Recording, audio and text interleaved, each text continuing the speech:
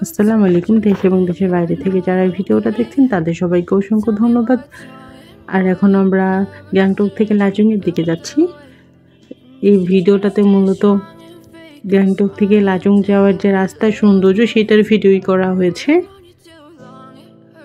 আমাদের গ্যাংটকে মোটামুটি শেষ হয়েছে। গ্যাংটকে আমরা 2 দিন ঘুরেছি। ঘোরা শেষে এখন লাচুংয়ে যাচ্ছি। গ্যাংটকে আজকে আমাদের 3য় দিন। আজ আমরা গ্যাংটক থেকে নর্থ সিকিমের দিকে যাব। গতকাল রাতেই আমরা নর্থ সিকিম যাওয়ার প্যাকেজ ঠিক করে রেখেছিলাম। সকাল সকাল ঘুম থেকে উঠে গোসল করে রেডি হয়ে গেলাম। আমার বেবিকেও গোসল করে রেডি করে নিলাম, কেননা নর্থ সিকিমে প্রচুর ঠান্ডা এবং গ্যাংটকের মতো হোটেলের পর্যাপ্ত সুযোগ সুবিধাও নেই, তাই গোসল করা অসম্ভব হতে পারে। আমরা গ্যাংটকে ছিলাম রয়্যাল তারা হোটেলে। তো গ্যাংটকের রয়্যাল তারা হোটেলটা আমাদের অনেক ভালো লেগেছে। এখানে ডাবল বেড, এক রুমের ভাড়া ছিল 1000 রুপি করে। লাচুং থেকে ফিরতে অনেক সময় রাত হয়ে যায়, তাই যাবার আগেই হোটেল বুক করে রেখে গিয়েছিলাম আমরা। হোটেলের লাগেজ রেখে পাশেই একটা বাঙালি রেস্টুরেন্টে নাস্তা করতে চলে গেলাম। গ্যাংটকে অনেকগুলো বাঙালি রেস্টুরেন্ট আছে। আমরা আমাদের হোটেলেও নিচেও রেস্টুরেন্ট আছে, তো আমরা খাবার একটু বৈচিত্র্য আনার জন্য পাশের হোটেলেও খেয়েছিলাম। এখানকার খাবারগুলো মোটামুটি আমাদের মতোই, পছন্দ মতোই ছিল আমাদের। দামেও সস্তা। এখানে প্রতিবেলা কলকাতার লোকজনের দেখা পেতাম। খাবার খেতে খেতে ওনাদের সাথে আড্ডাও দিতাম। বাংলাদেশ থেকে এসেছিল কিছু লোক, তাদের সাথেও ভালোই গল্পগুজব হয়েছে আমাদের। গ্যাংটকের আবহাওয়া আজকে খুবই চমৎকার। রোদের আলোতে পুরো এমজি মার্গ ঝলমল করছে। হেঁটে যেতে যেতে পটাপট কিছু ছবি তুলে নিলাম। কিছুক্ষণের মধ্যেই আমাদের গাড়ি চলে এসেছিল। যে এজেন্সির সাথে আমাদের কথা হয়েছিল ওরাই আমাদের হোটেল ঠিক করে দেয়, আর ওই এজেন্সি থেকেই আমাদের গাড়িও ঠিক করা ছিল। তো হোটেলের সামনে চলে আসে আমাদের গাড়ি। আমরা গাড়িতে সবাই উঠে যাই, আর বাকি সব পেমেন্ট দিয়ে গাড়িতে উঠে পড়লাম। ড্রাইভার সাহেব আমাদের ব্যাগ নিয়ে গাড়িতে রেখে দিল। কিন্তু আজ গাড়ির অনেক প্রেশার থাকায় আমাদের গ্যাংটক শহর থেকে বের হতেই অনেকটা সময় লেগে গিয়েছিল।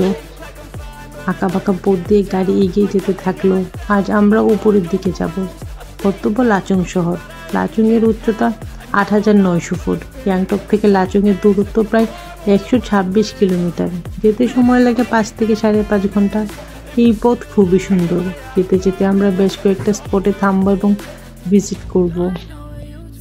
তো গাড়ি যেহেতু আজকে উপরের দিকে যাবে, অনেকের ভমিটিংয়ের প্রবলেম হয়। যাদের ভমিটিংয়ের প্রবলেম থাকে তাদের অবশ্যই বমির ওষুধ খেয়ে নেওয়া উচিত, না হয় প্রবলেম হতে পারে। অনেকক্ষণ গাড়ি চলার পর একটি ঝর্ণার সামনে থামলো, আর সেটির নাম হচ্ছে 7 সিস্টার ওয়াটারফলস। ঝর্ণাটা দেখতে খুবই সুন্দর। এখানে মোট 7টি লেয়ার আছে। শীতকাল হবার পরেও ঝর্ণার প্রচুর পানি ছিল। অনেক উঁচু থেকে পানি নিচের দিকে নেমে আসছে।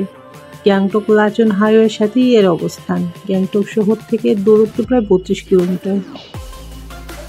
ঝর্ণা দেখে আমরা আবার চলা শুরু করলাম, কিন্তু কিছু পথ যেতে আর শেষ হয় না। এইদিকে ক্ষুধায় পেট তো চোচো করছে। অবশেষে 3:45-এ রাংরাং এলাকায় বাবা আরিয়ান হোটেলে সামনে এসে থামি। ওখানে আমরা লাঞ্চ করব।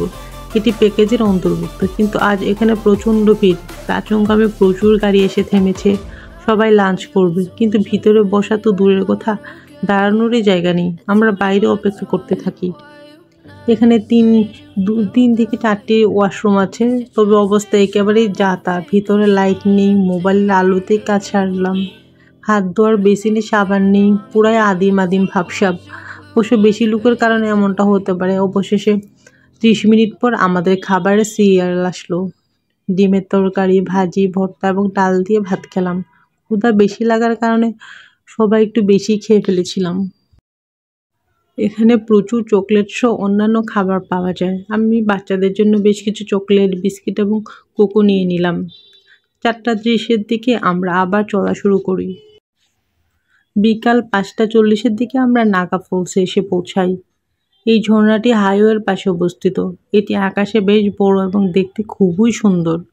আমরা প্রচুর ছবি তুললাম। আমি একটু নিচের দিকে নেমে বিশাল বিশাল পাথরের কাছে চলে গেলাম। এখানে পানির প্রবাহ অনেক বেশি, পানি খুবই ঠান্ডা। সন্ধ্যা হয়ে যাচ্ছে দেখে আর দেরি না করে আমরা আবার চলা শুরু করলাম।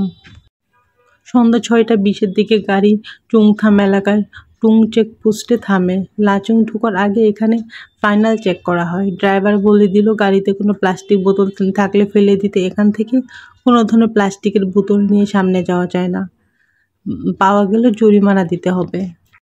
ড্রাইভার চলে গেলো পারমিশনের কপি নিয়ে চেকপোস্টে, আর আমি গাড়িতে খুঁজে খুঁজে সব প্লাস্টিকের বোতল নিয়ে ডাস্টবিনে ফেলে দিয়ে আসলাম। এখানে খুব বেশি সময় লাগলো না, আমরা আবার চলা শুরু করলাম। চারদিক মোটামুটি অন্ধকার হয়ে গেছে। অন্ধকারে পাহাড়ি পথ ধরে আমাদের গাড়ি এগিয়ে চলছে। প্রায় 15 থেকে 20 মিনিট চলার পর আমরা একটি টানেলে প্রবেশ করি। এর নাম থং টানেল। এটি সিকিমের দীর্ঘতম টানেল। এই দৈর্ঘ্য প্রায় 600 মিটারের মতো। 2018 সালে এটি চালু করা হয়। একটু সরু হলেও এখানে ডাবল লাইনে একটা নির্দিষ্ট গতিতে গাড়ি চলে।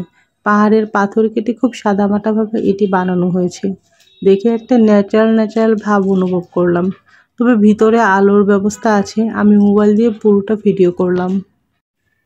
রাত হয়ে যাবার কারণে আমরা তিস্তা ড্যাম এবং বচ্চন ফলসে আর বেশিক্ষণ থামিনি। ফেরার পথে এই দুইটা দেখে নিব, তাই সরাসরি হোটেলের দিকে যেতে লাগলাম। রাত 8টায় আমরা হোটেলে পৌঁছাই। আমাদের হোটেলের নাম হোটেল গোল্ডেন ভ্যালি। এটি মাঝারি মানের হোটেল, যা ট্রাভেল এজেন্সি থেকে ঠিক করে দেওয়া হয়েছে। গাড়ি থেকে নামতে নামতে ঠান্ডা একদম জমে যাচ্ছিলাম। তবে তাড়াতাড়ি চেক ইন করে নিলাম। দেরিতে আসায় আমরা খুব একটা ভালো রুম পেলাম না। তবে রুমে চা, কফি এবং ওয়াশরুমে গিজারের ব্যবস্থা ছিল। হোটেল বয় এসে বলল আমরা তাড়াতাড়ি ডাইনিংয়ে চলে যেতে। অনেকটা জাপানি স্টাইলের ডাইনিং টেবিলে বসে মুরগি, সবজি, ডাল আর ভাত দিয়ে ডিনার করলাম। ভাতের স্বাদ মোটামুটি ভালোই ছিল, তবে ডাল একটু তিতা তিতা মনে হলো। ডাইনিং রুমে খাবার জন্য গরম পানি ছিল।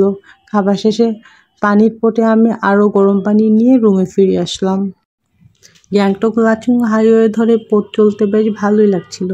কেবল আঁকাবাঁকা জায়গা, টার্নিং নেওয়ার সময় একটু খারাপ লাগতো। এই পথ অসাধারণ সুন্দর। দুই পাশে উঁচু উঁচু পাহাড়, চারপাশে সবুজ গাছপালা পরিপূর্ণ। মাঝে মাঝে দূরে সবুজের মাঝে ছোট ছোট সাদা পানির ঝর্ণা। অনেক দূর পরপর দুই একটা বাড়িঘর। পাহাড়ি পথ ধরে স্কুল ড্রেস পরে বাচ্চাদের দোল বেঁধে পথ চলা, সব মিলিয়ে এই যেন এক অন্য জগৎ। এই পথ যেমন সুন্দর তেমনি ভয়ঙ্কর। বেশ কিছু জায়গায় পাহাড় ধসে পড়েছে, বড় বড় পাথর রাস্তায় এসে পড়ে আছে। সড়ক কর্তৃপক্ষ পাথর সরিয়ে যান চলাচলে স্বাভাবিক রাখার চেষ্টা করে যাচ্ছে। উপর দিকে তাকালে যখন দেখি বিশাল আকারের পাথর ঝুলে আছে, আর যে কোনো সময় ধসে পড়তে পারে মাথার উপরে। বুকের ভিতরে কেমন যেন তখন কাঁপুনি লাগে। তবে বৃষ্টি হলে সাধারণত পাহাড় ধস হয়, উইন্টারে খুব একটা পাহাড় ধস হয় না। আর আমাদের রাতে যে টাইপের সমস্যাগুলো হয়, মানে অতিরিক্ত ঠান্ডার কারণে সবার ঠোঁট শুকিয়ে ফেটে যাচ্ছে। কিন্তু দেশ থেকে আনা লিপ জেল, পমেড, গ্লিসারিন এই টাইপের প্রোডাক্টগুলো ইউজ করে আপনি কিছুটা ফাটা রোধ করতে পারেন। তো আমিও পমেড দিয়ে চেষ্টা করছিলাম ঠান্ডার হাত থেকে লিপসকে বাঁচানোর জন্যে। লাচুংয়ে একটু অক্সিজেন কম থাকে, উপরের দিকে হয়। তো আমরা যারা অন্যান্য কান্ট্রি থেকে যাই, অনেক সময় আমাদের অক্সিজেনের প্রবলেম হয়। তো এই অক্সিজেন স্বল্পতার কারণে অনেক সময় মেজাজও খিটখিটে হয়ে যায়। দেখা যায় যে আমরা ছোট ছোট কারণে অনেক বেশি রিঅ্যাক্ট করে ফেলি। তো সবারই উচিত অক্সিজেন স্বল্পতাটা যেন না হয়, এই জন্য ছুটাছুটি কম করা। ওকে, ভালো থাকবেন। আল্লাহ হাফেজ।